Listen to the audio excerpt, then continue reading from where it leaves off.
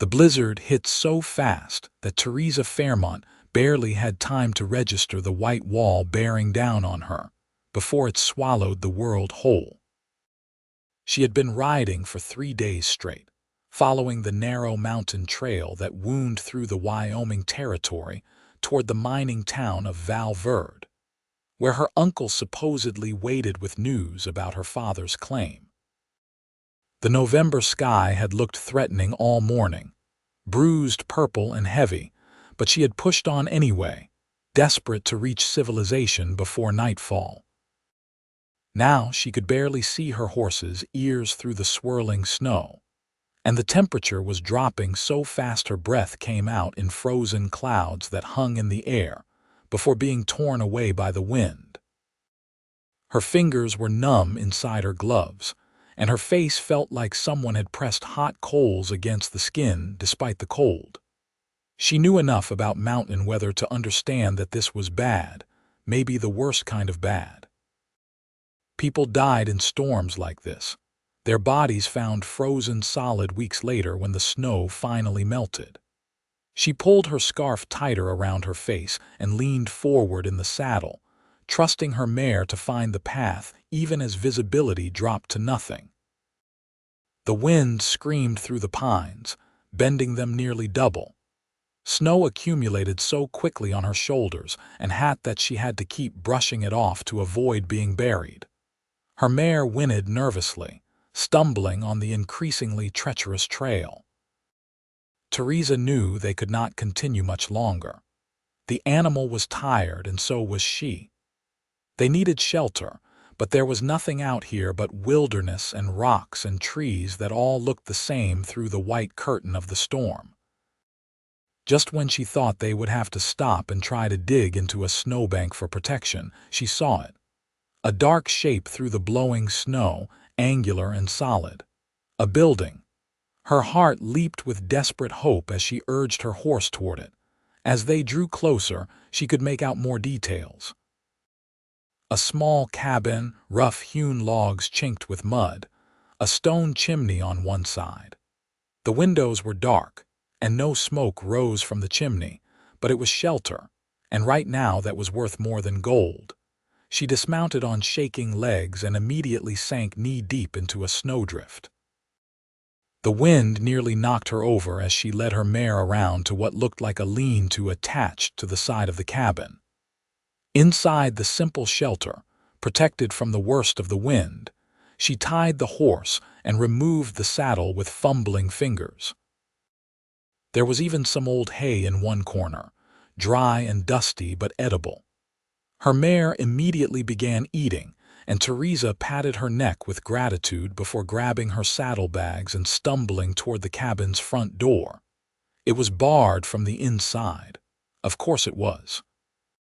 She pounded on the door with both fists, but the wind was so loud she doubted anyone inside could hear, if anyone was even in there.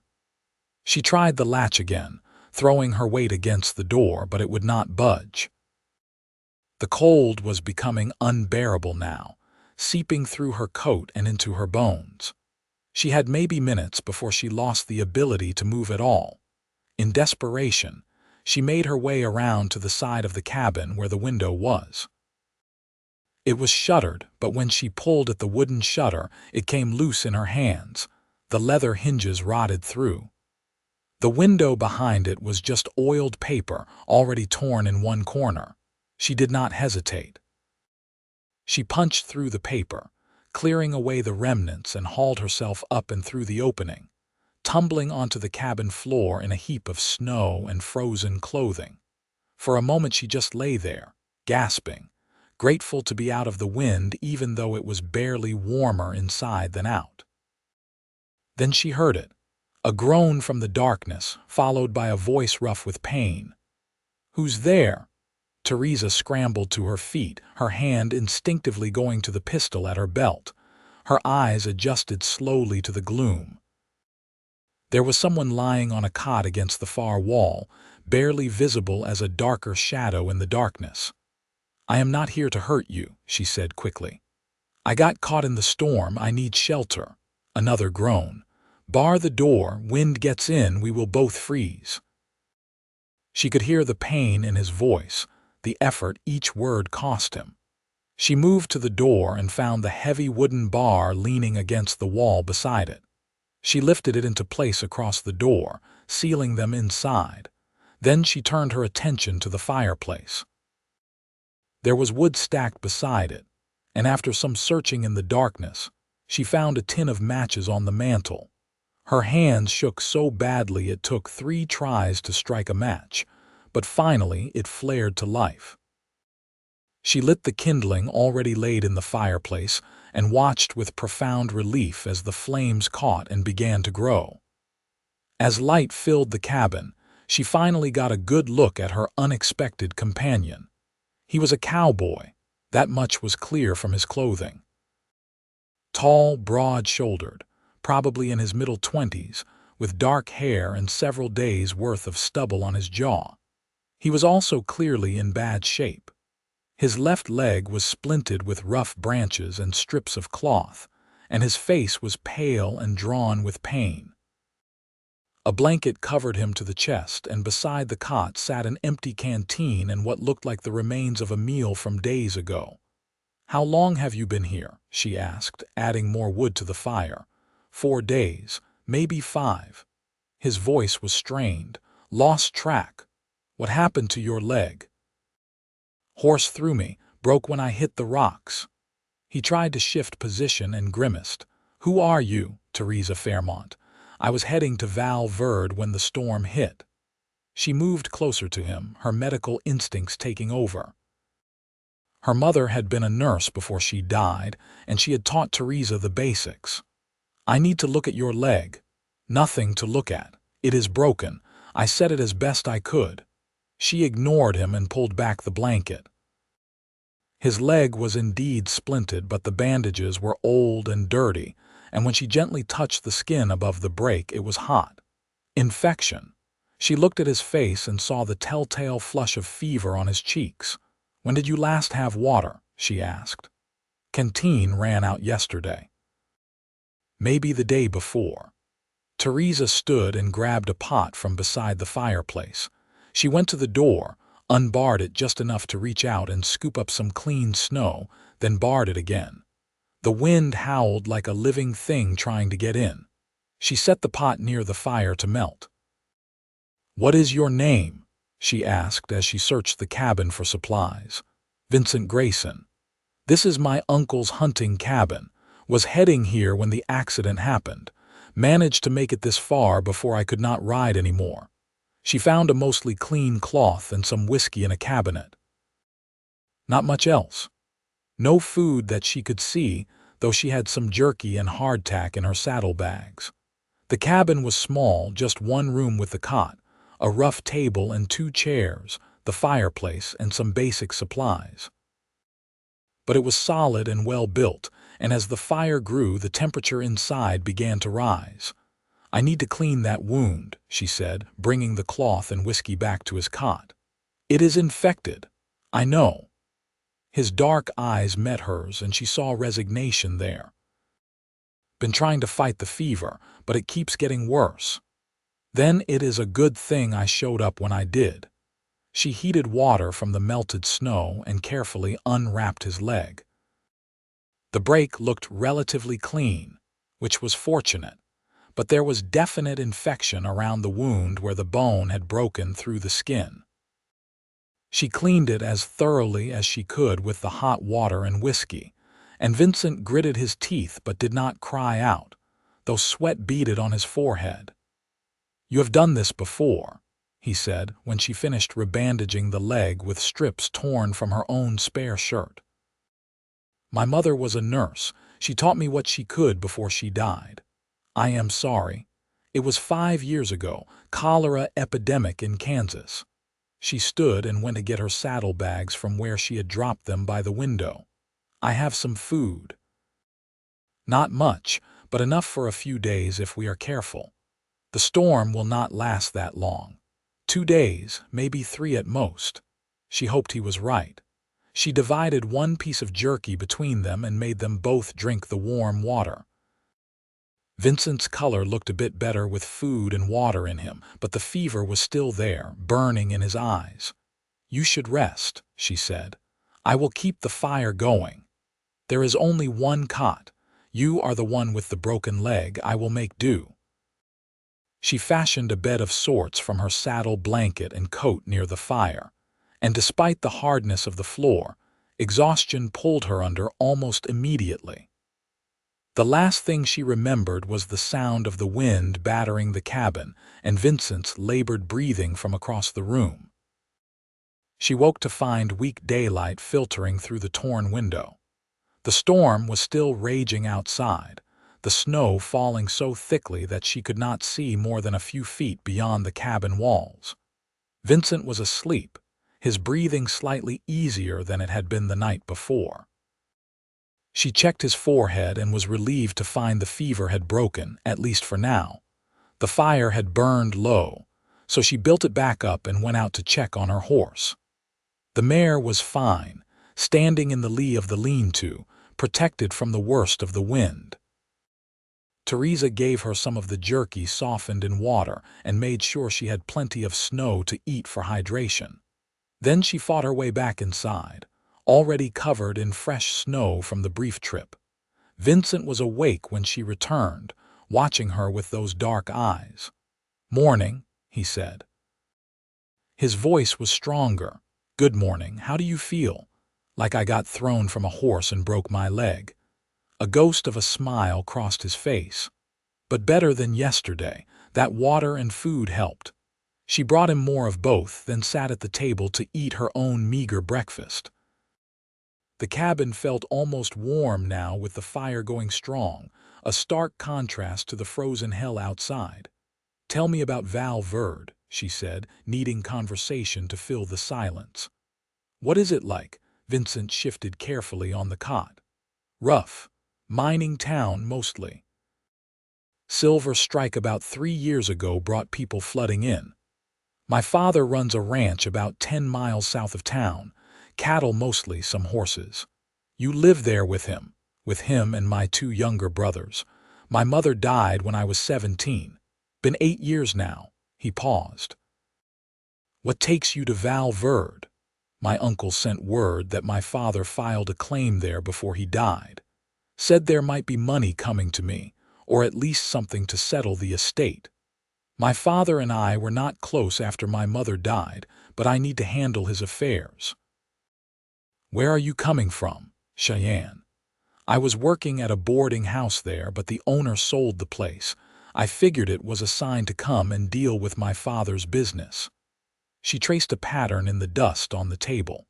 "Thought I would stay in Val Verde for a while, maybe find work." "What kind of work?" "Anything honest. I can cook, clean, handle numbers well enough. My mother taught me to read and write and some basic medicine, as you have seen." Vincent was quiet for a moment. The town could use someone with medical training.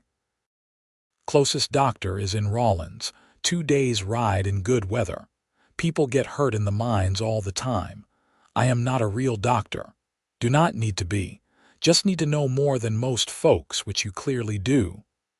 They talked through the morning, trading stories to pass the time. Vincent told her about growing up on the ranch, about learning to ride before he could walk, about the harsh winters and the constant work. His mother had been from back east, Pennsylvania, and she had brought a touch of civilization to the rough Wyoming territory. She had insisted her sons learn to read and write, had taught them manners and how to treat people with respect. "She would have liked you," Vincent said. "She always said the measure of a person was what they did when no one was watching. You could have left me here, taken the cabin for yourself." "I would never do that. I know. That is why she would have liked you." Theresa felt warmth spread through her chest that had nothing to do with the fire. The day crawled by. She changed Vincent's bandages again, pleased to see the infection looked less angry. His fever stayed down as long as she kept getting fluids into him. They played cards with a worn deck she found in a drawer, betting with pebbles from beside the fireplace. Vincent won most of the hands, but she suspected he was letting her win some to be kind. That night, as the wind continued to howl and snow piled higher against the cabin walls, they shared another small meal and talked about their dreams. Vincent wanted to expand his father's ranch, maybe start breeding horses seriously instead of just keeping them for ranch work. Theresa admitted she had always wanted to see the ocean, though it seemed impossibly far away from the mountains of Wyoming. "Maybe you will someday," Vincent said. "World is full of possibilities. Right now I would settle for the possibility of this storm ending." He laughed, and the sound filled the small cabin with warmth. Fair point. She lay down to sleep near the fire again, but sometime in the night she woke to hear Vincent moving restlessly, muttering in the grip of fever dreams. She went to him and felt his forehead. The fever was back, higher than before. She spent the rest of the night bathing his face with cool water and making him drink whenever he was coherent enough. His leg was hot to the touch again despite her efforts to keep it clean. By morning of the third day, Vincent was worse.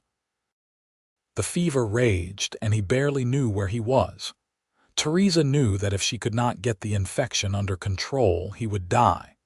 The storm showed no signs of letting up. They were trapped here, and she had only the most basic supplies. She cleaned the wound again, using the last of the whiskey. She made poultices from strips of cloth soaked in hot water and salt, changing them every few hours. She forced water down his throat even when he fought her, delirious with fever. She barely slept, afraid that if she did, he would slip away. On the fourth day, the fever broke again. Vincent opened his eyes to find her slumped in the chair beside his cot, exhausted but still awake. "You look terrible," he said, his voice barely a whisper. She laughed, the sound edging toward hysteria. "You nearly died. But I did not, because of you." She wanted to cry but was too tired. Instead, she just reached out and took his hand, and he squeezed back with what little strength he had.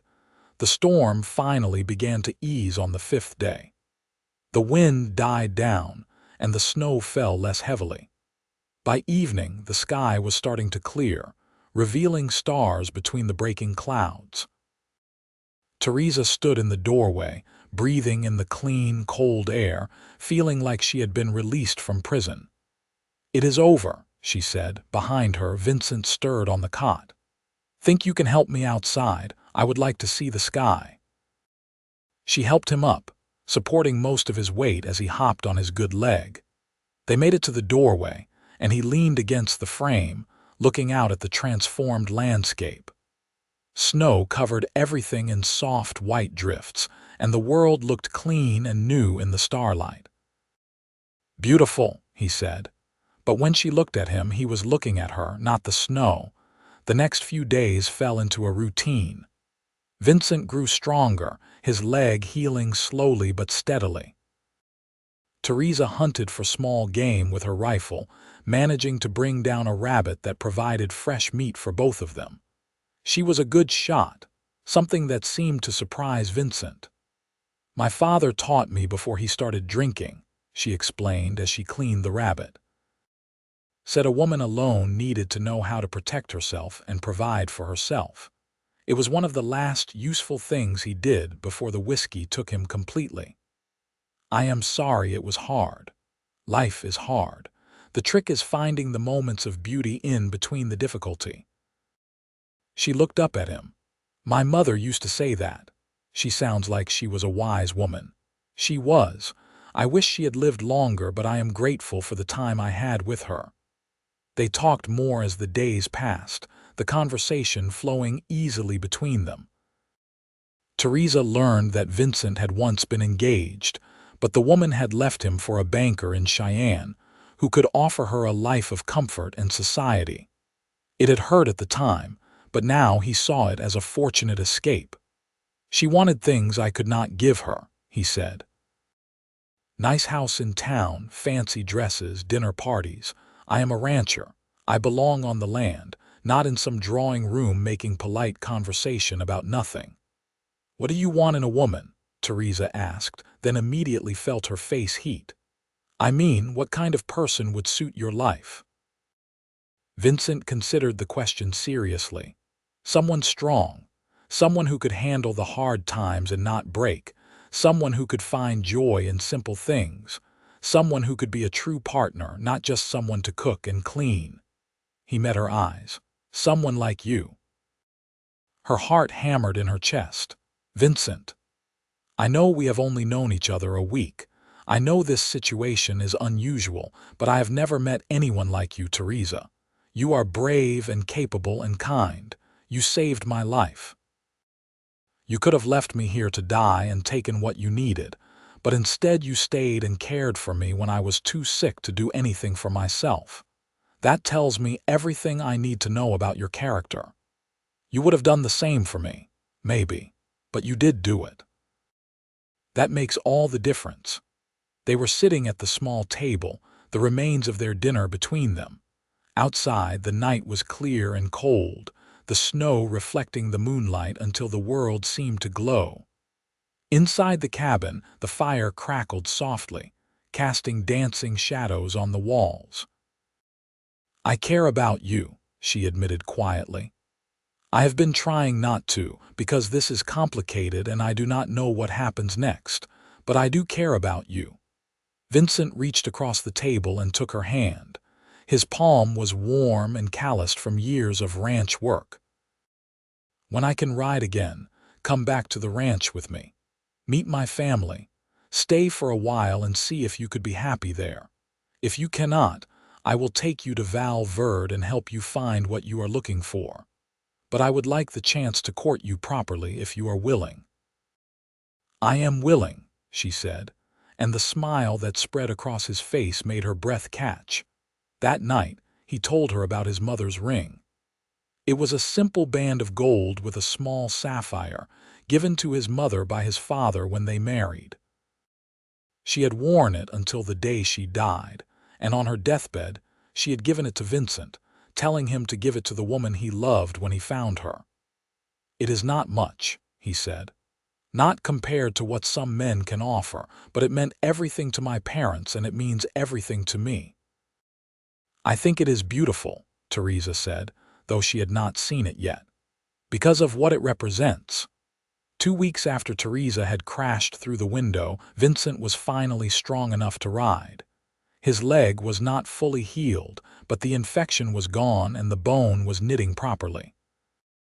Theresa had made him a crutch from a sturdy branch, and he could get around well enough with it. They packed up the cabin, making sure to leave it stocked with wood and supplies for the next person who might need shelter. Theresa saddled her horse while Vincent brought out his own mount from where it had wandered back to the lean-to a few days earlier. The animal had survived the storm by sheltering in the trees and eating bark, and though it was thin, it was healthy enough. The ride to the Grayson ranch took most of the day, moving slowly to accommodate Vincent's injury. The snow was deep in places, but the main trails had been packed down by other travelers. The sky was a brilliant blue, and the sun was warm on their faces despite the cold. As they rode, Theresa felt a mixture of nervousness and excitement. She was about to meet Vincent's family, the people who had shaped him into the man he was. What if they did not like her? What if they thought she was not good enough for him? Vincent must have sensed her anxiety because he reached over and squeezed her hand. "They are going to love you. Stop worrying. Easy for you to say. My father judges people by their actions, not their words. My brothers are good men, a little rough around the edges, but they have good hearts. Just be yourself." The ranch came into view as they crested a hill. It was a sprawling operation with a large main house, several outbuildings, corrals filled with horses and cattle, and miles of fenced pasture stretching toward the mountains. Smoke rose from the chimney of the main house, and as they drew closer, Theresa could see people moving around, going about their daily work. A man came out of the barn as they rode into the yard. He was tall and broad-shouldered like Vincent, but older, with gray threading through his dark hair. His eyes widened as he saw Vincent. "Vincent, we have been worried sick. Where have you been?" Then he noticed Theresa and his expression shifted to curiosity. "Long story, Pa. Is there any hot food? We have been eating jerky and hardtack for 2 weeks. Of course. Come inside, both of you." Vincent's father helped him down from his horse, his eyes going to the splinted leg. "What happened?" "Horse threw me. Broke my leg. Would have died if not for Theresa here. She found me in Uncle John's hunting cabin during the big storm." The older man turned to Theresa, who had dismounted and was standing awkwardly, unsure what to do. He walked over and extended his hand. "Vernon Grayson, I owe you a debt I can never repay for saving my son's life." She shook his hand, surprised by the genuine warmth in his grip. "Theresa Fairmont, I was just glad I could help." Two younger men came out of the barn, both clearly Vincent's brothers. They had the same dark hair and strong build, though one was taller and the other stockier. Vincent introduced them as Victor and Vaughn, and they both shook her hand with the same friendly openness their father had shown. Inside the house, warmth and the smell of cooking food enveloped them.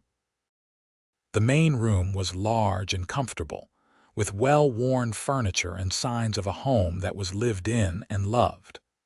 Vernon insisted they sit at the big wooden table while he heated up stew and biscuits from lunch. As they ate, Vincent told the story of what had happened, from the accident to the storm to Theresa's arrival and care. His father and brothers listened intently, asking questions and exclaiming at the close calls. "You are a lucky man," Vernon said when Vincent finished. "In more ways than one, I think." Vincent looked at Theresa, and the warmth in his eyes made her heart skip. "I know." After the meal, Vernon showed Theresa to a guest room on the second floor.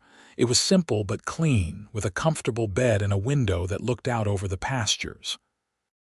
"You are welcome to stay as long as you like," he said. "Any friend of Vincent's is family to us, and anyone who saved his life is more than a friend. Thank you. I appreciate your hospitality. It is the least we can do." He paused in the doorway. "He cares about you. I can see it in how he looks at you. My Vincent is not one to give his heart easily, but when he does, he gives it completely. I just wanted you to know that." After he left, Theresa sat on the bed and let out a long breath. This was real. This was happening. A month ago, she had been serving breakfast in a boarding house in Cheyenne, her future uncertain and lonely. Now she was on a ranch in the Wyoming territory, having fallen for a cowboy she barely knew but who felt more right than anything else in her life. The next weeks passed in a blur of activity. Theresa helped around the house, cooking and cleaning and learning the rhythms of ranch life.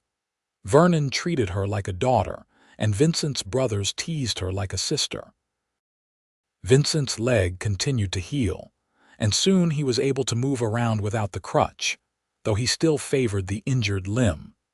December arrived with more snow, but nothing like the storm that had trapped them in the cabin.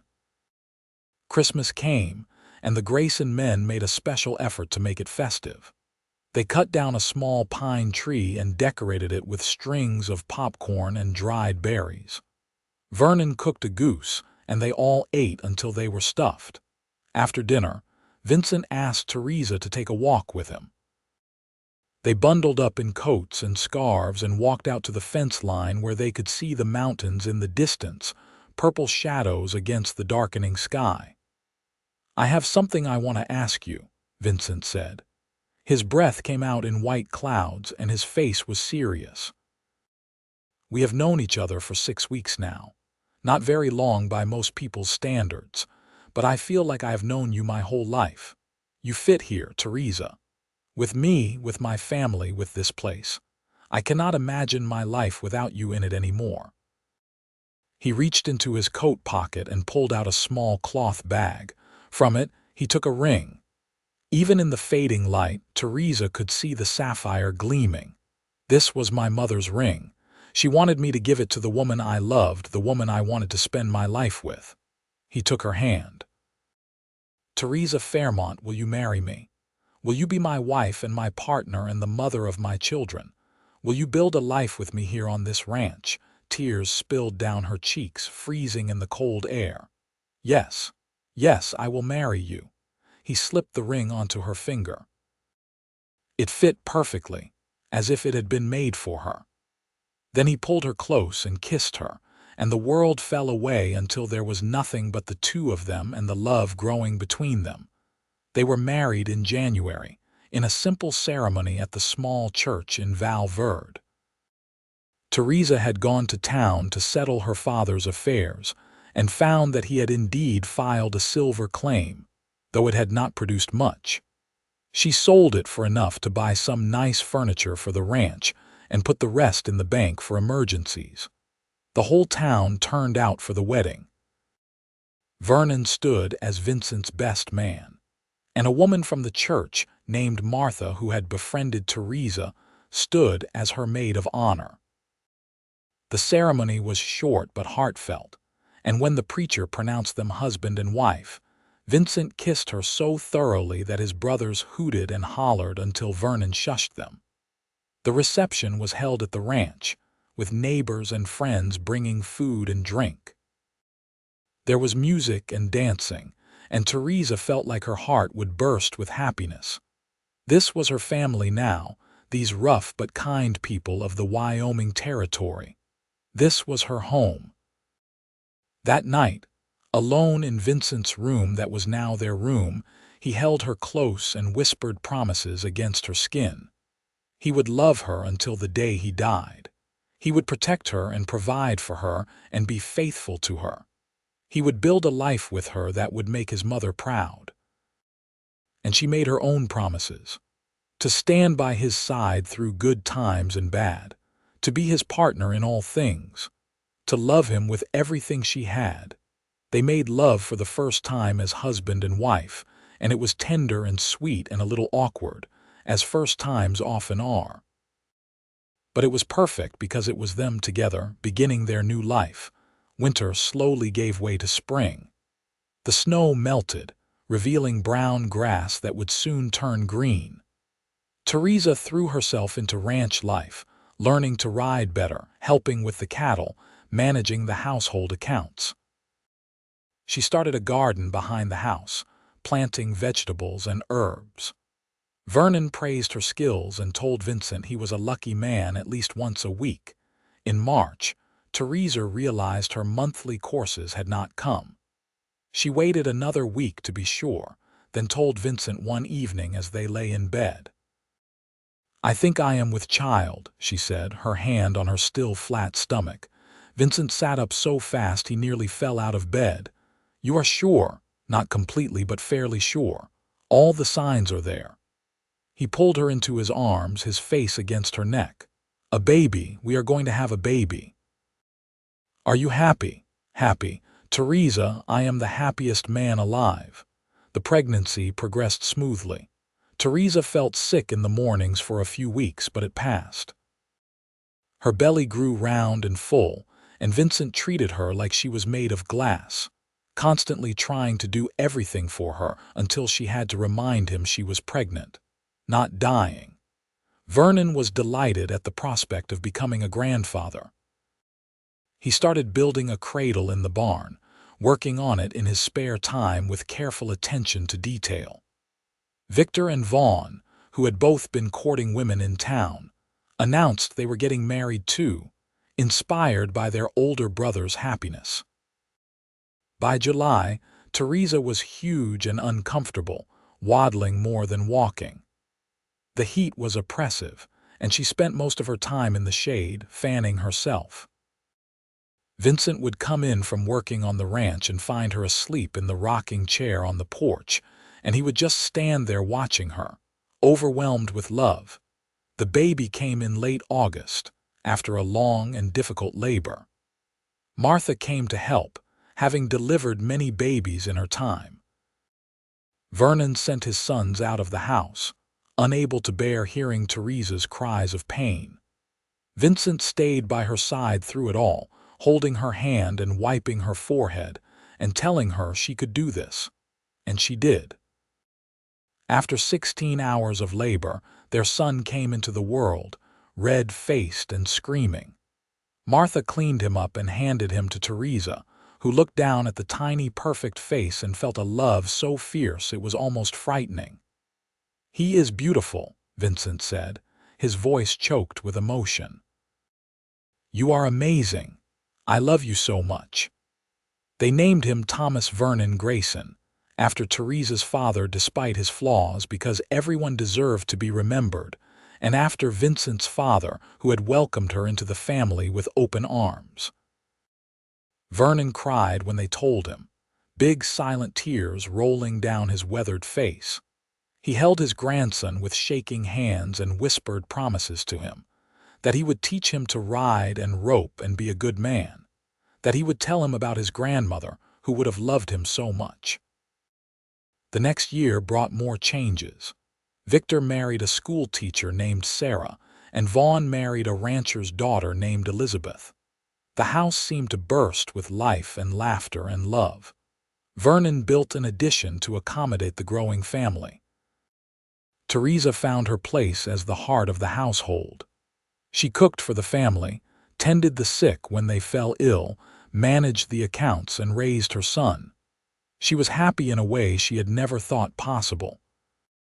Some days, she would think back to that snowy night when she had crashed through the window of the hunting cabin, desperate and alone, and marvel at how much her life had changed. Thomas grew into a sturdy toddler with his father's dark hair and his mother's blue eyes. He learned to walk early, always chasing after his grandfather and uncles, wanting to be part of whatever they were doing. Vincent was a devoted father, patient and kind, teaching his son about the ranch and the land with the same care his own father had shown him. When Thomas was 2, Theresa became pregnant again. This time the pregnancy was easier, and in the spring she delivered a healthy baby girl they named Victoria Marie. She had Vincent's dark eyes and Theresa's delicate features, and she wrapped every man in the house around her tiny finger from the moment she was born. More years passed, marked by the changing seasons and the rhythms of ranch life. The silver mine in Val Verde played out, and the town shrank back to a more sustainable size. Some people left, chasing the next big strike, but others stayed, putting down roots and building lives. The Grayson Ranch prospered under Vernon's guidance and Vincent's hard work. When Thomas was 5 and Victoria 3, Vernon fell ill. It started as a cough that would not go away, and within weeks he was bedridden. Theresa nursed him as best she could, but she knew it was pneumonia, and at his age the prognosis was poor. Vernon called Vincent to his bedside one evening. Theresa was there too, holding his hand. "You have been a good son," Vernon said, his voice weak. "You have made me proud in every way. This ranch is yours now, yours and your brother's. Take care of it. Take care of each other." "Pa, you are going to be fine," Vincent said, but his voice cracked. "We both know that is not true. I am ready, son. I am tired and I miss your mother. It is time for me to go to her." He looked at Theresa. "Thank you for giving my son such happiness. Thank you for the grandchildren. You have been the daughter I never had." "Thank you for welcoming me," Theresa said through her tears. "Thank you for treating me like family from the first day." Vernon died that night, peacefully in his sleep. They buried him on a hill overlooking the ranch, next to a marker they had placed for Vincent's mother years ago. The whole community turned out for the funeral, testament to the respect and affection people had held for him. Vincent took his father's death hard, throwing himself into work to avoid dealing with the grief. Theresa let him work through it in his own way, but she was there when he finally broke down one night, sobbing in her arms for the father he would never see again. "He was so proud of you," she told him. "He told me once that you were the best man he knew." He died knowing his ranch was in good hands and his grandchildren would grow up loved and cared for. That is a good legacy. I miss him. I know, I miss him too. But he is with your mother now and he is at peace. We will see him again someday. Life continued. The ranch passed to Vincent and his brothers, and they ran it together, each man contributing his strengths. Thomas grew into a quiet, thoughtful boy who loved the horses and spent hours in the barn with them. Victoria was wild and fearless, always getting into mischief, making her mother's hair go gray early. When Thomas was 8 and Victoria 6, Theresa had another child, a surprise baby boy they named William. He was the happiest baby anyone had ever seen, always laughing and smiling, bringing joy to everyone around him. The years turned into decades. Thomas grew into a fine young man and eventually married a girl from a neighboring ranch. Victoria shocked everyone by announcing she wanted to go east to school, and though it broke Theresa's heart to let her go, she and Vincent supported her dreams. William stayed on the ranch, following in his father's footsteps. On a warm spring evening, 25 years after that blizzard had brought them together, Vincent and Theresa sat on the porch of the ranch house, watching the sun set over the mountains. Her hair was silver now, and his face was lined with age, but they still held hands like newlyweds. "Do you ever regret it?" Vincent asked. "Giving up the chance to see the ocean, to travel, to have an easier life?" Theresa looked at the land spread out before them, at the house full of family, at the life they had built together. She thought about that desperate girl who had crashed through the cabin window all those years ago, cold and alone and scared. She thought about the man who had needed her help, who had seen her strength and loved her for it. "Not for a single moment," she said. "This is where I belong. With you, with our family on this land. This is my home." Vincent lifted her hand and kissed it, right above the sapphire ring she still wore after all these years. "I love you, Theresa Grayson. I will love you until the day I die and beyond. I love you too. Thank you for giving me this life." They sat together as the sun disappeared behind the mountains, painting the sky in shades of purple and gold. Inside the house, they could hear their grandchildren playing, their voices high and happy. The ranch stretched out around them, solid and enduring, built on the foundation of love and hard work and family. Thomas had 3 children now, and William had just gotten married. Victoria was teaching at a women's college in Boston, but she came home every summer, bringing stories of the wider world but always glad to return to Wyoming. The Grayson Ranch had grown over the years, one of the most successful operations in the territory. But the ranch was not what Vincent and Theresa were most proud of. It was the family they had created, the love they had fostered, the legacy they would leave behind. Children who knew they were loved, who understood the value of hard work and integrity, who would pass these lessons on to their own children.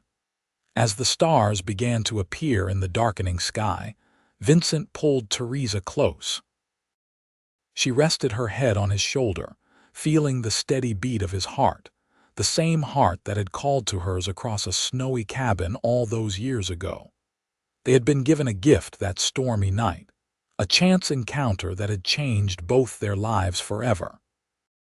A cowboy and a stranger brought together by circumstance, held together by choice and love and commitment. Through hard times and good, through loss and joy, through all the seasons of their lives, they had stood together. And as they sat there on the porch in the twilight, surrounded by everything they had built, they knew with absolute certainty that they would do it all again. Every moment, every challenge, every triumph. Because this life, this love, was worth everything. The sapphire ring gleamed on Theresa's finger, catching the last light of day. A symbol of promises made and kept, of love that had endured and grown stronger with time. By spring, she had been wearing his mother's ring, and she would wear it until the day she died, a testament to the love story that had begun in a snowbound cabin and lasted a lifetime. Years continued to pass in a gentle rhythm. Vincent and Theresa grew old together, their love deepening with each passing season. They became the patriarch and matriarch of the family, the wise elders everyone came to for advice. Their children thrived, their grandchildren brought them joy, and eventually great-grandchildren arrived, tiny miracles that made them shake their heads in wonder at how quickly time had passed. On their 30th anniversary, the whole family gathered at the ranch for a celebration. 3 generations filled the house and spilled out onto the grounds. There was music and dancing and more food than anyone could eat. Thomas gave a speech about his parents, about the love and devotion they had shown each other and their family. There was not a dry eye in the house when he finished. That night, alone in their room, Vincent gave Theresa a gift. It was a journal, leather-bound and beautiful. "I want you to write our story," he said, "so our great-grandchildren and their children will know how we came to be. So they will know that love can come from the most unexpected places and that it is worth fighting for." So Theresa began to write. She wrote about the blizzard and the cabin, about Vincent's injury and her desperate efforts to save him. She wrote about falling in love, about the proposal under the winter sky, about building a life together. She wrote about their children and grandchildren, about the joys and sorrows they had shared. She wrote about the ranch and the land and the community they had helped build. When she finished, she gave the journal to Thomas, making him promise to keep it safe and pass it down through the generations. It was their legacy, the story of how love had saved 2 lives and created a family. Vincent and Theresa lived to see their golden anniversary, an achievement rare in those times. The celebration was smaller, as some family members had moved away and others had passed on, but it was no less joyful. They renewed their vows in the small church in Val Verde, the same church where they had married 50 years earlier. Standing before the preacher, their hands clasped together, they repeated the promises they had made so long ago. To love and cherish in sickness and in health until death parted them. And they meant every word, just as they had the first time. Vincent died 2 years later, peacefully in his sleep with Theresa beside him. He was 80 years old, a good long life by any measure. The night before he died, he told her one last time that she was the best thing that had ever happened to him, that he would wait for her on the other side, that their love would continue beyond this life. Theresa mourned him deeply, but she did not break. She had their children and grandchildren around her, supporting her, loving her. She stayed on at the ranch, refusing to move into town even when Thomas worried about her being alone. This was her home, the place where she had built her life with Vincent, and she would not leave it. She lived another 5 years after Vincent passed, years filled with love and family. She taught her great-granddaughters to cook and garden. She told stories about the old days to anyone who would listen. She tended Vincent's grave on the hill, planting wildflowers around it every spring. On a warm evening in late May, as the sun was setting and painting the sky in brilliant colors, Theresa Grayson passed away quietly in her rocking chair on the porch. She was 82 years old. They found her there the next morning, a peaceful smile on her face, the sapphire ring still gleaming on her finger. They buried her next to Vincent on the hill, under the big cottonwood tree they had planted together their first spring on the ranch. The whole community came to pay their respects to a woman who had been a friend, a healer, a leader, and the matriarch of one of the most respected families in Wyoming. Thomas stood at the grave after everyone else had left, looking down at the 2 headstones side by side. Vincent and Theresa Grayson. Beloved husband and wife, devoted parents and grandparents, united in life, united in death. He thought about the story his mother had written about the blizzard that had brought his parents together. It seemed like fate, like they had been meant to find each other in that cabin. Two people who needed each other, who completed each other, who had built something beautiful and lasting from a chance encounter in a storm. The ranch would continue. Thomas and his siblings and their children would keep it going, just as Vincent and Vernon had wanted. The land would pass down through the generations, along with the story of the cowboy and the stranger who had fallen in love in a snowbound cabin.